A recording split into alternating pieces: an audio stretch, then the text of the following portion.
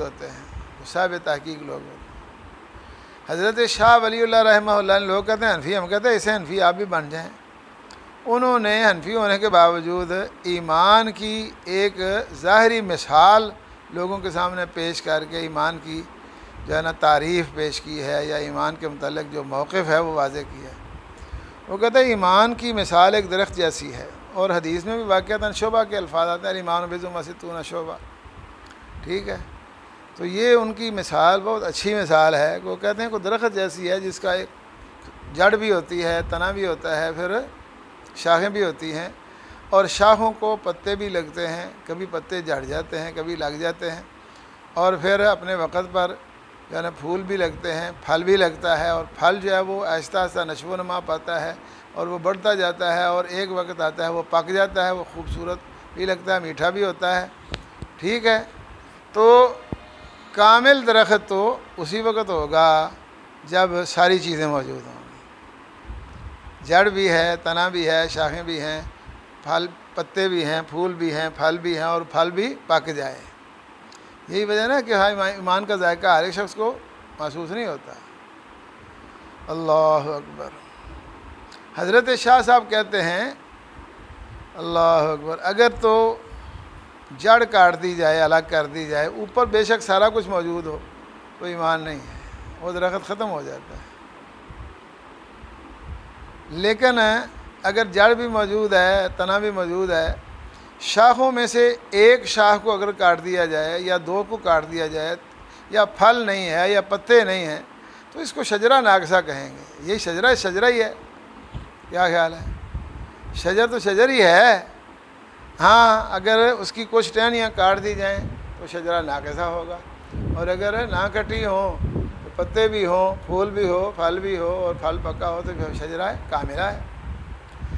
اب جڑ کٹنے سے یا تنا اور جڑ الگ کرنے سے تو یہ ہوتا ہے کہ درخت ختم ہو گیا، لیکن شاخوں کے کٹنے سے درخت ختم نہیں ہوتا، درخت کل عدم نہیں ہوتا، درخت میں نقص پیدا ہوتا ہے۔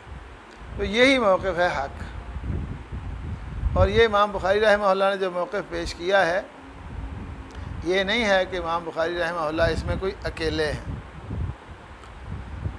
اللہ اکبر، بلکہ اگر دیکھا جائے تو صرف حضرت علی رضی اللہ عنہ سے محبت کرنے والے لوگ جنہوں نے ابتدائی طور پر اپنے آپ کو شیعان علی کہا، اس کے بعد پھر ان کے بعض فیصلوں پر اعتراض کرتے ہوئے انہی کے اوپر فتویٰ کفر کا لگا دیا، صرف اس دور میں آ کر کچھ لوگ یہ اس نظریے کے حامل ہوئے کہ کبیرہ گناہ کا مرتکب داعیہ اسلام سے اسی لیے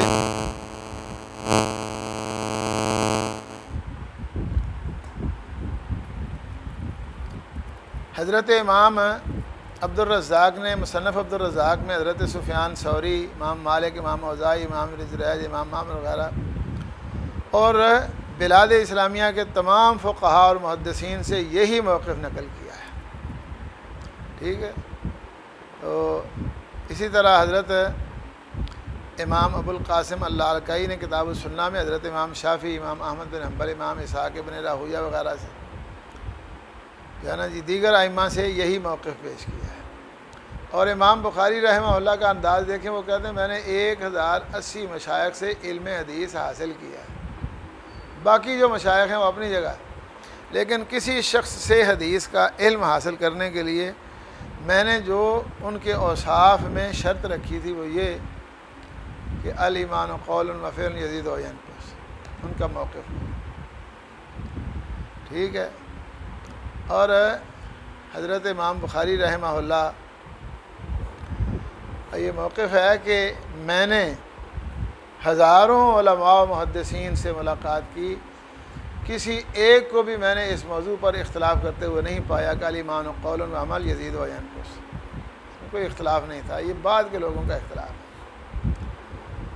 اور حضرت امام ابن ابی حاتم اور امام اللالکائی جن کی بات پہلے کی ہے، انہوں نے صحیح اسناد کے ساتھ باقاعدہ صحابہ کرام رضوان اللہ علیہم اجمعین، تابعین یا تمام وہ لوگ جو بعد میں آنے والے جن کے اتفاق کو اجماع امت کا درجہ حاصل ہے، سب سے یہی بیان کیا ہے کہ الایمان قول و عمل یزید و ینقص، قول و فعل، تو فعل سے مراد، قول سے مراد اقرار ہے، فعل سے مراد عام ہے، فعل قلب بھی جس میں تصدیق آ جاتی ہے، اور فعل سے مراد اعمال بھی، اعمال کے صالح ہونے کی تفصیلات پہلے گزر چکی ہیں۔ تو بہرحال امام بخاری رحمہ اللہ نے یہاں عنوان دو جہات والا قائم کیا ہے کہ ایمان میں دل اور عمل دونوں کی بنیاد پر کمی بیشی ہو سکتی ہے، جیسا کہ دل کے اعتبار سے ہم نے بتایا کہ حضرت ابوبکر صدیق کا ایمان اور عام صحابہ کا، اور صحابہ کا ایمان اور عام امتیوں کا ایمان ایک جیسا نہیں۔ تو یہ نیکیاں کرنے سے ایمان بڑھتا ہے اور غلطیاں کرنے سے ایمان کم ہوتا ہے، اور یہ حالات عمل کے لوگوں کے آپ کے سامنے ہیں۔ یہ سارے لوگ ایک جیسے، سارے مسلمان تو ہیں، کلمہ پڑھنے والے ہیں، اپنے آپ کو اشہد اللہ الہ الا اللہ اشہد ان محمد رسول اللہ پر قائم کرنے والے، اور اس کا اقرار بھی کرتے ہیں، لیکن اس کے باوجود اللہ اور اس کے رسول کے فیصلے، باپ کو جیسے کہتے ہیں ابا تو مانتا ہے لیکن پانی نہیں دینا، ابا اگر پانی دو پانی نہیں لینا، یہ باپ کو باپ ماننے کی بات تو نہیں ہے نا، یہ اس کو تکلیف دینے والی بات ہے۔ تو ایسے ہی جی نبی اکرم صلی اللہ علیہ وسلم نے جو اعمال بتائے ہیں ان میں نماز بھی ہے، اس میں روزہ بھی ہے۔ تو اب ایسے افراد جو تصدیق و اقرار کا اہتمام کرنے کے بعد کسی نہ کسی کبیرہ گناہ کے مرتکب ہوتے ہیں، ایک یا زیادہ کے، ان کے متعلق ان کے حالات میں جو قرآن مجید کے دلائل ہیں وہ بظاہر متضاد نظر آتے ہیں۔ ایک ہی شخص کے متعلق کبھی اس کو مومن تسلیم کیا گیا ہے اور کبھی ایمان کی نفی ہے، اور کبھی اس پر کفر کا لفظ بولا گیا ہے اور کبھی کفر کی نفی ہے، ٹھیک ہے۔ تو ایسے افراد کے متعلق حقیقت یہی ہے کہ جہاں ان پر ایمان کا لفظ بولا جائے گا وہ ان کے اقرار کے اعتبار سے اور تصدیق کے اعتبار سے ہوگا، اور جہاں ایمان کی نفی ہے وہ ان کے عمل کے اعتبار، کمال کے اعتبار سے نفی ہے، ٹھیک ہے۔ یعنی ایمان کی نفی کا مطلب یہ ہے کہ ایمان مکمل نہیں، یہ نہیں کہ ایمان کا عدم ختم ہوگا۔ تو اسی طرح اگر اس پر کفر کا لفظ بولا گیا ہے تو اس کے محض عمل کے اعتبار سے ہے، اقرار اور اخلاص یہ تک تصدیق کے اعتبار سے نہیں، اس کے عمل کے اعتبار سے ہے، اور اگر کفر کی نفی ہے تو حقیقت کے اعتبار سے نفی ہے، کیونکہ بات بالکل واضح ہو جاتی ہے، لیکن یہ بات لوگوں کو سمجھ نہیں آتی۔ امام بخاری رحمہ اللہ نے سمجھا دی ہے، پیش کر دی ہے۔ اب جس انداز میں امام بخاری رحمہ اللہ نے بات کی ہے کتاب الایمان میں ایمان کے حوالے سے، اس طرح کی کوئی تفصیل جو ہے نا کسی اور کتاب میں بھی نہیں ملتی۔ یہ بھی امام بخاری رحمہ اللہ کا امتیاز ہے کہ انہوں نے ایمان کے حوالے سے بات کی ہے تاکہ انسان اپنی اخروی تیاری پوری کرے۔ اور ایمان کے دو درجے ہیں، ایک ایمان کامل، وہ منجی من دخول فی النار ہے، یعنی ایمان اگر انسان کا کامل ہے تو بغیر حساب کے جنت میں جائے گا اور دخول نار سے محفوظ رہے گا۔ اور دوسرا ایمان جو ہے وہ ایمان بھی منجی ہے لیکن من الخلود فی النار ہے، بچا دے گا وہ۔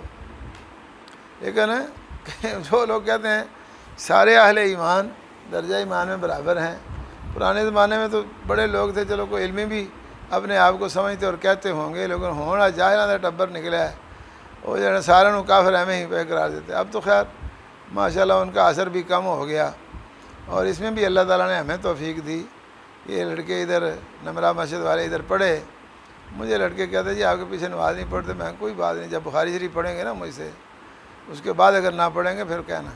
وہ بخاری پڑھی، میں حیران ہو گیا کتاب الایمان پڑھنے کے بعد، وہ بھائی جائے ادھر نماز نہیں پڑھتے، میں جمعہ پڑھ رہا یہ میں نے سمجھا شاید ویسے جمعہ سننے کے لیے آ گئے ہیں، شاید نماز نہ پڑھیں، لیکن نماز بھی پڑھی انہوں نے، بعد میں انقلاب آ گیا اللہ اکبر۔ تو ایسے ہی ایک دفعہ ادھر بھگوان پورے میں جمعہ پڑھاتا تھا، تو میرے پاس جمعے میں نے دیکھا 2 آدمی سبت پگڑیوں والے آ گئے ہیں۔ تو ہمارے لیے تو کوئی عجیب بات نہیں ہوتی تھی، ہمارے پاس سارے ہر قسم کے لوگ آتے تھے، لیکن یہ سبت پگڑیاں والے عام معروف نہیں تھے، غیر معروف۔ بعد میں مجھے پتہ چلا نا، جب خطبہ ختم ہوا، نماز پڑھی، تو لوگ پاس آ جاتے تھے۔ اس دن جو ہے نا وہ بھی آ گئے، اور بہت زیادہ لوگ اور بھی، ان کی آپس میں پہلے کہیں بحث ہوئی، اور چلو جی چل کے وہاں سے مسئلہ حل کرواتے ہیں۔ تو مجھے وہ کہنے لگے جی کچھ مسائل پوچھنے، میں نے پوچھو۔ ایک آدمی نے میرے کان میں آ کر بتایا جی انہوں نے آپ کے پیچھے نماز نہیں پڑھی۔ میں چلو نہیں پڑھی نا، صحیح کوئی نہیں گال۔ تو انہوں نے بات یہی کی بنیادی طور پر کہ اللہ تعالیٰ نے نام مسلمان رکھا ہے، اور نبی پاک صلی اللہ علیہ وسلم نے فرمایا ایک ہی راستہ ہے سیدھا، اس کے دائیں بائیں بھی راستے ہیں، ان رستوں میں سے ہر ایک پر شیطان ہے، تو آپ نے سیدھے راستے پر رہنا ہے، اور اگر آپ ادھر ادھر ہوئے تو شیطان کے راستے پر ہوں گے، اور وہ آپ کو جہنم کی طرف بلاتے ہیں اور جہنم میں لے جائیں گے۔ نبی پاک صلی اللہ علیہ وسلم سے پوچھا گیا تو آپ نے فرمایا مسلمانوں کی تلزم و جماعت المسلمین۔ ٹھیک ہے، اس کے متعلق تفصیل آپ کو سنائیں، کبھی مناظرے جو ہوئے ہیں کتنے دلچسپ اور کتنے اچھے ماشاءاللہ۔ تو لیکن یہاں خطبے والی بات سنا رہا ہوں مسجد کی، تو اتفاق سے کچھ باتیں ان کی اپنی زبان سے نکل گئیں ایسی کہ میں نے ان کو اسی پر جانب دبوچ لیا۔ تو میں نے جب ان کی بات ختم ہو گئی تو ان کو کہا کہ نبی اکرم صلی اللہ علیہ وسلم نے فرمایا ہے کہ دین خیر خواہی کا نام ہے۔ تو مجھے آپ کی باتیں سن کر آپ پر بڑا ترس آیا ہے کہ آپ اپنے خیال کے مطابق عالم ہیں، لیکن آپ کو قرآن و سنت کا کوئی علم نہیں، آپ کو تو ایک لفظ بھی حدیث کا نہیں آتا ہے، وہ لفظ بھی الٹے پلٹے پڑھے انہوں نے، کم از کم جو پڑھا ہو وہ کچھ نہ کچھ تو صحیح پڑھتا ہے۔ میں نے کہا آپ پہلے جو ہے نا دین کا علم حاصل کریں، یہ ویسے بھی فرض ہے، ایک مسلمان آدمی کا فریضہ ہے علم حاصل کریں۔ دوسری بات یہ ہے کہ آپ نے جو حدیث پڑھی ہے یہ مکمل نہیں پڑھی۔ اسی حدیث کے اندر یہ آتا ہے کہ نبی اکرم صلی اللہ علیہ وسلم نے فرمایا کہ بہت سے لوگ ایسے بھی ہیں جو جہنم میں جائیں گے جنہوں نے ہمیشہ جہنم میں رہنا ہے، وہ تو ثم لا یموتون فیہا ولا یحیون، موت و حیات کی کشمکش میں رہیں گے، لیکن کچھ لوگ ایسے بھی جہنم میں جائیں گے جنہوں نے ہمیشہ جہنم میں نہیں رہنا، بلکہ ان کو ان کے اعمال کی جب سزا مل جائے گی تو وہ مر جائیں گے، وہاں سے ان کو نکال کر آب حیات کی نہر میں گرایا جائے گا، وہاں وہ زندہ ہو جائیں گے اور صاف ستھرے ہو جائیں گے، تو جنت میں ان کو پہنچا دیا جائے گا۔ ان کے جنت میں جانے کے بعد بھی ان کو جہنمی کہا جائے گا۔ میں کہا حدیث ہے مان دے ہو؟ میں کہ آپ نے کہا کہ ایک ہی راستہ ہے سیدھا، باقی راستے جو ہے نا دائیں بائیں ان کے اوپر شیطان ہیں اور وہ بلاتے ہیں اپنی طرف، اور وہ راستے جہنم کے راستے ہیں۔ اب جو لوگ جنت میں کیا کہتے ہیں سیدھے راستے پر چلتے چلتے جنت میں جانے والے ہیں، وہ تو چلو چلے گئے جنت میں، ٹھیک ہے، لیکن جو جہنم میں جانے کے بعد وہاں رہنے کے بعد مر جائیں گے، وہاں سے نکال کر ان کو پہنچایا جائے گا نہر آب حیات میں اور زندہ کر کے جنت میں پہنچایا جائے گا، وہ جماعت المسلمین کے ہوں گے یا کسی اور جماعت کے ہوں گے؟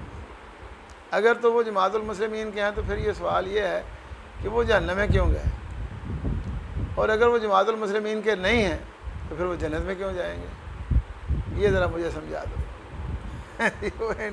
سارے پریشان ہو گئے کہ ایسی بے تکی باتیں کرتے ہیں۔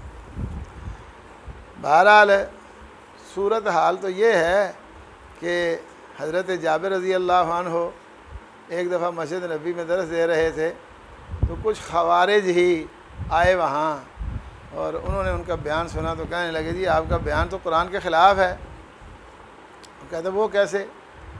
ایک قرآن مجید میں آتا ہے ربنا انک من تدخل النار فقد اخزیتہ وما للظالمین من انصار. ہے اللہ جس کو تو نے جہنم میں داخل کر دیا ہیں اللہ اس کو رسوا کر دیا، ایسے ظالموں کا کوئی مددگار نہیں.